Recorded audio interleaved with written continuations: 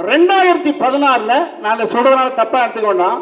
2016 ஆட்சி மாற்றத்திற்கான காரணம் 1.5% தான், வெறும் 1.5%. முத்தமிழர்கள் இந்த அரசாங்கத்தை புரட்டி போட்டு ஆட்சி மிகப்பெரிய வல்லுநர், கிட்டத்தட்ட உள்ளம் மிக தெளிவாக இருக்கிறது, ஆனால் உடல் தளர்ந்து விட்டது. அந்த நிலையிலும் சீஃப் மினிஸ்டர் கேண்டிடேட் ஸ்டாலின் அப்படின்னு அனௌன்ஸ் பண்ணியிருந்தால் மேபி அந்த 1.5% என்பது கூட மாறி நிச்சயமாக அப்பொழுது கூட வந்திருக்கலாம். நிச்சயமாக நாங்கள் எங்களால் பொதுத்தளத்தில் இருந்து ஒரு கிரிட்டிக் பர்சனாலிட்டியாக இருந்து நாங்கள் அதை பார்த்தோம். ஏன்னா 2016 கிட்டத்தட்ட இவருக்கு 60 அவருக்கு 90 சிஎம் கேண்டிடேட் அனௌன்ஸ் பண்ணுங்கப்பா, நெருக்கடி கொடுக்கலை. இப்படி தந்தையை தலைமையில் வச்சு தாங்கிய ஒரு மகனாக வெற்றி பெற்றவர். ஒரு பொதுத்தளம் முதலமைச்சர் ஆகிவிட்டார்.